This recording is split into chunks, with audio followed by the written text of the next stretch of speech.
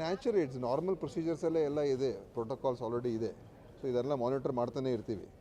ಅದರಿಂದ ಏನಾದರೂ ಹೆಚ್ಚು ಆಗ್ತಾ ಇದೆ ಅಥವಾ ಅದರಿಂದ ಏನಾದರೂ ಆತಂಕ ಪಡುವಂಥ ಇದನ್ನು ಅಂಶಗಳು ಬಂದಾಗ ಖಂಡಿತವಾಗಿ ನಾವು ಅದನ್ನು ಎಚ್ಚೆತ್ತುಕೊಂಡು ಏನೇನು ಕ್ರಮಗಳು ತೊಗೊಳ್ತೀವಿ. ಆದರೆ ಸದ್ಯದಲ್ಲಿ ಯಾವುದೇ ರೀತಿಯ ಭಯವನ್ನು ಸೃಷ್ಟಿ ಮಾಡುವಂಥ ಅವಶ್ಯಕತೆ ಏನಿಲ್ಲ. I don't think we should cause any naturally ಬಂದವ್ರದ್ದೆಲ್ಲ ಟೆಸ್ಟು ಮಾಡ್ತೀವಿ. ಏನಾದರೂ ವೈರಲ್ ಕಂಡೀಷನ್ಸ್ ಇದ್ದರೆ ನಾವು ಟೆಸ್ಟ್ ಮಾಡಿಸ್ತೀವಿ. ಟೆಸ್ಟಿಂಗ್ ಬಗ್ಗೆಯೂ ಕೂಡ ನಾವು ಹೆಚ್ಚು ಮಾಡೋದಕ್ಕೆ ನಾವು ಜನರಿಗೆ ಹೇಳ್ತೀವಿ. ಆದರೆ ಸಿಮ್ಟಮ್ಸ್ ಯಾವ ಥರ ಬರ್ತದೆ, ಆ ಒಂದು ಸಿಮ್ಟಮ್ಸಿಂದ ಜನರಿಗೆ ಭಾಳ ತೊಂದರೆ ಆಗ್ತಾ ಇದೆಯಾ ಇಲ್ವಾ ಅದನ್ನು ಕೂಡ ನಾವು ನೋಡ್ತೀವಿ.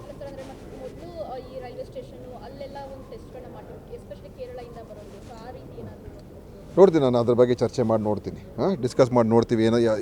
ಬೇರೆ ಏನೇನು ಕ್ರಮಗಳು ತೊಗೊಳ್ಬೇಕು ಅಂತ ಒಂದು ಡಿಸ್ಕಷನ್ ಈಗ ಮಾಡ್ತೀವಿ. ಯಾಕಂದರೆ ನಿನ್ನೆವರೆಗೂ ನಾವು ಬೆಳಗಾಮಲ್ಲಿದ್ದೋ, ಇವತ್ತು ಬಂದಿದ್ದೀವಿ. ಇವತ್ತು ಮಧ್ಯಾಹ್ನದ ಮೇಲೆ ಒಂದು ಮೀಟಿಂಗ್ ಇದೆ. ಆ ಮೀಟಿಂಗಲ್ಲಿ ಕೆಲವು ವಿಚಾರಗಳೆಲ್ಲ ನಾನು ಚರ್ಚೆ ಮಾಡ್ತೀನಿ. ವಿಧಾನ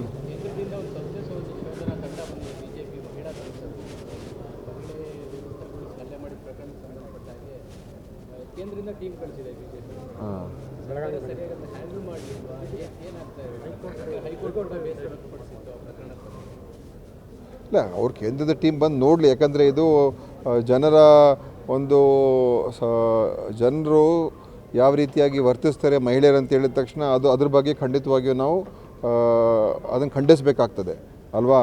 ಅದಕ್ಕೋಸ್ಕರ ಆ ವಿಚಾರದ ಬಗ್ಗೆ ಅದು ಪೊಲೀಸವ್ರಿಗೆ ಗೊತ್ತಾಗಿದ ತಕ್ಷಣ ಅವರು ಕೂಡ ಕ್ರಮ ತೊಗೊಂಡಿಲ್ಲ ಅಂತಲ್ಲ. ಮುಂದೆ ಏನು ಅದರ ಮೇಲೆ ಆಗಬೇಕು ಅದು ಕಾನೂನು ಪ್ರಕಾರ ಏನು ಕ್ರಮಗಳು ತೊಗೊಳ್ತಾರೆ.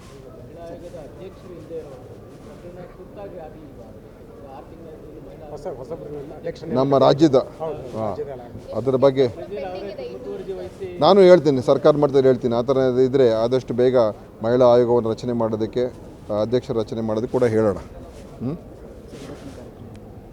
ಹಿಂಗೆ ಏನೋ ಹೇಳಿದ್ನಲ್ಲ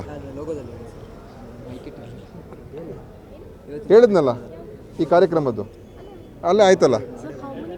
ಈಗ ನ್ಯೂ ಇಯರ್ ಬರ್ತಿರೋದ್ರಿಂದ ಏನಾದರೂ ಮೀಟಿಂಗ್ ಮಾಡ್ತಿದ್ರೆ ಸರ್, ಟೆಕ್ನಿಕಲ್ ಅಡ್ವೈಸರ್ ಕಮಿಟಿ ಜೊತೆ ಮೀಟಿಂಗ್ ಏನಾದರೂ ಮಾಡ್ತಿದ್ರೆ? ಯಾವುದು ಕೋವಿಡ್ ವಿಚಾರಕ್ಕೆ ಹೇಳಿದ್ನಲ್ಲ, ಮಧ್ಯಾಹ್ನದ ಮೇಲೆ ಒಂದು ಮೀಟಿಂಗ್ ಇಟ್ಕೊಂಡಿದ್ದೀವಿ.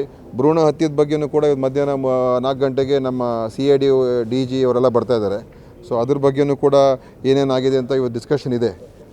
ಅದ್ರ ಜೊತೆಯಲ್ಲಿ ಇದನ್ನು ಕೂಡ ಡಿಸ್ಕಸ್ ಮಾಡ್ತೀವಿ. ಭ್ರೂಣ ಹತ್ಯೆದ ವಿಚಾರ ಕೂಡ ನಮ್ಮ ಪೊಲೀಸ್ CID ಅವರು ಕೂಡ ಎಲ್ಲ ಬರ್ತಾ ಇದ್ದಾರೆ.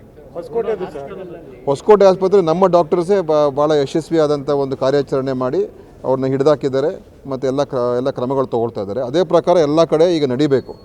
ಅದನ್ನು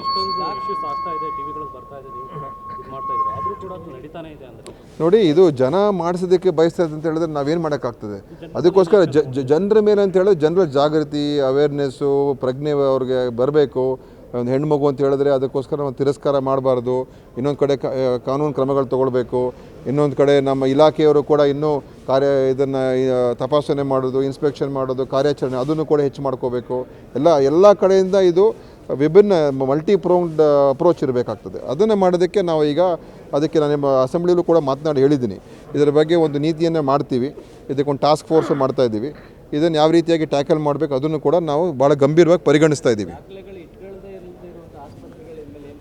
ಫೇಕ್ ಡಾಕ್ಟರ್ಸ್ ಇದ್ದಾರೆ, ಫೇಕ್ ಆಸ್ಪತ್ರೆಗಳಿವೆ, ಅನ್ಲೈಸೆನ್ಸ್ಡ್ ಹಾಸ್ಪಿಟಲ್ಸ್, ಇದೆಲ್ಲ ಇದೆ. ಸೊ ಇದೆಲ್ಲ ಒಂದೊಂದಕ್ಕೂ ಪ್ರತಿಯೊಂದು ಕೂಡ ನಾವು ಗಮನಿಸಬೇಕೀಗ. ಸೊ ಅದಕ್ಕೋಸ್ಕರ ಇದನ್ನೆಲ್ಲವನ್ನು ಕೂಡ ಒಂದು ಅಳವಡಿಸ್ಕೊಂಡಿರ್ತಕ್ಕಂಥದ್ದು ಮತ್ತು ಅದರ ಮೇಲೆ ಒಂದು ಕಾರ್ಯಕ್ರಮವನ್ನು ರೂಪಿಸಬೇಕು. ಈಗ ಆ್ಯಕ್ಷನ್ ತೊಗೊಳ್ತಾ ಇದ್ದೀವಲ್ಲ. ಈಗ ನಮ್ಮವರೇ ಹೋಗಿ ತಪಾಸಣೆ ಮಾಡಿದ್ದಕ್ಕೆ ಹೊಸಕೋಟೆಯಲ್ಲಿ ಸಿಕ್ಕಿರುವಂಥದ್ದು. That is also an action.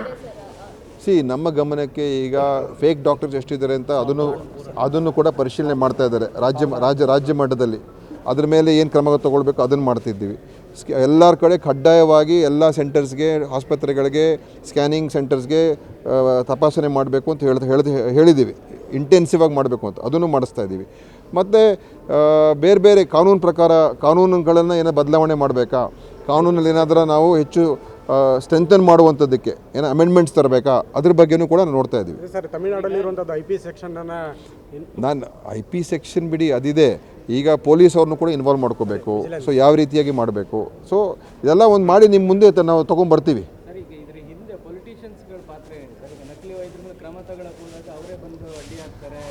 ನಾನು ಹೇಳೋದು ಜನಪ್ರತಿನಿಧಿಗಳಿರ್ಬೋದು, ಅಲ್ಲಿ ಸ್ಥಳೀಯ ಮುಖಂಡರುಗಳಿರ್ಬೋದು, ನಾನೇ ಹೇಳಿದ್ದೀನಿ, ನಾನು ಹೇಳಿದ್ದು ನನಗೆ ವಾಪಸ್ ಕೇಳ್ತೀರಾ ನೀವು? ನಾವು ಹೇಳಿದ್ದೀವಲ್ಲ, ಅದಕ್ಕೆ ಸದನದ ಎಲ್ಲ ಮೆಂಬರ್ಸ್ಗೆ ಹೇಳಿದೆ, ಯಾರು ಕೂಡ ದಯವಿಟ್ಟು ಇಂಥವ್ರಿಗೆ ರಕ್ಷಣೆ ಮಾಡೋಕ್ಕೆ ಬರಬೇಡಿ ಅಂತ ನಾನೇ ಹೇಳಿದ್ದೀನಿ. ಯಾರ ಮೇಲಮ್ಮ? ಅವ್ರ ಮೇಲೆ ಏನು ಆ್ಯಕ್ಷನ್ ತೊಗೊಳ್ಳೋದು? ಅದೆಲ್ಲ ಮಾಡೋಕ್ಕಾಗ್ತದೆ. ಸಪೋರ್ಟ್ ಅಲ್ಲ, ಈಗ ಯಾರನ್ನೋ ಹಿಡಿದೀವಿ, ಅವರೊಬ್ಬರೇ ಅಲ್ಲ, ಪಬ್ಲಿಕ್ ಕೂಡ ಸರ್ ಬಿಟ್ಬಿಡಿ ಅವ್ರಿಗೆ, ನಮ್ಮ ಡಾಕ್ಟ್ರು ಏನೋ ಮಾಡ್ತಾ ಇದ್ದಾರೆ ಅಂತ ಸಾರ್ವಜನಿಕರು, ಜನಪ್ರತಿನಿಧಿ ಕೂಡ ಜನರ ಜೊತೆನೇ ಇರೋರು. ಜನರು ಒತ್ತಡದಿಂದ ಅವ್ರು ಬರ್ತಾರೆ. ಜನಪ್ರತಿನಿಧಿಯನ್ನು ಅವನೇನು ಏಕಾಏಕಿ ಬರಲ್ಲ, ಜನರು ಅವ್ರಿಗೆ ಒತ್ತಡ ಹಾಕ್ತಾರೆ ಅವ್ರ ಮೇಲೆ. ಅದಕ್ಕೆ ಜನಪ್ರತಿನಿಧಿ ನಮ್ಮ ಹತ್ರ ಬರ್ತಾರೆ. ಅವಾಗ ನಾವು ನಮ್ಮ ಹತ್ರ ಹೇಳಿದಾಗ ಆಯ್ತಪ್ಪ ಏನೋ ಕೇಸ್ ಬುಕ್ ಮಾಡಿ ಬಿಟ್ಬಿಡಪ್ಪ ಅಂತ ಹೇಳ್ತೀವಿ. ಅದಾಗಬಾರ್ದು. ಇಲ್ಲ ಸರ್, ಈಗ 1400 ಜನ ಕಳ್ಳ ಡಾಕ್ಟರ್ ಇದ್ದಾರೆ ಅಂತ ಹೇಳ್ತೀವಿ, ಫೇಕ್ ಡಾಕ್ಟರ್ಸ್ ಇದ್ದಾರೆ ಅಂತ ಹೇಳ್ತೀವಿ. ಅವ್ರ ಮೇಲೆ ಏನಿದೆ ಸರ್? ನೀವೇ ಹೇಳ್ತಿದ್ರಿ ಅಷ್ಟು ಜನ ಇದ್ದಾರೆ ಅಂತ. ಏನು ಈಗ ನಾವೇ ಹೇಳ್ತಾ ಇದ್ದೀವಿ, ನಿಮ್ಗೆ ನಾವೇ ಮಾಹಿತಿ ಕೊಡ್ತೀವಿ, ನಮಗೆ ಪ್ರಶ್ನೆ ಕೇಳ್ತಾರೆ ಆಗೋಗಿದೆ. ಈಗ ನಾವು ನಿಮ್ಗೆ ಎಷ್ಟು ಫೇಕ್ ಡಾಕ್ಟರ್ಸ್ ಇದ್ದಾರೆ, ಏನು ಆ್ಯಕ್ಷನ್ ತೊಗೊಳ್ತೀರಾ?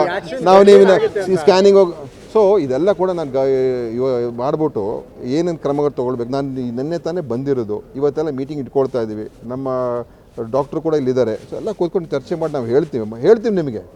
ಚರ್ಚೆ ಆದಮೇಲೆ, ಮೀಟಿಂಗ್ ಆದಮೇಲೆ ಏನೇನು ಅದಕ್ಕೆ ಸಮಗ್ರ ನೀತಿ ಅಂತ ಹೇಳಿದ್ದೀನಲ್ಲ, ಸಮಗ್ರ ನೀತಿ ಇದೆಲ್ಲ ಟ್ಯಾಕಲ್ ಮಾಡಬೇಕು. ಅದನ್ನು ಮಾಡೋದಕ್ಕೇ ಇದಕ್ಕೆ ನಾವು ಒಂದು ಟಾಸ್ಕ್ ಫೋರ್ಸು ರಚನೆ ಮಾಡ್ತಾಯಿದ್ದೀವಿ. ಅದನ್ನು ರಚನೆ ಆಗಬೇಕೀಗ. ಅದೆಲ್ಲ ಕೂಡ ನಾವು ಮಾಡ್ತೀವಿ. ಭಾಳ ಗಂಭೀರವಾಗಿ ತೆಗೆದುಕೊಂಡಿದ್ದೀವಿ.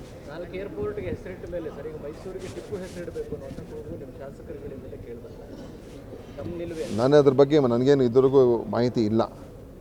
ನನ್ನ ಮುಂದೆ ಯಾವ ಮಾಹಿತಿ ಇಲ್ಲ. ಕೇಳಿದ್ರು ಕೂಡ ತಪ್ಪೇನಿಲ್ಲ. ಓಕೆ.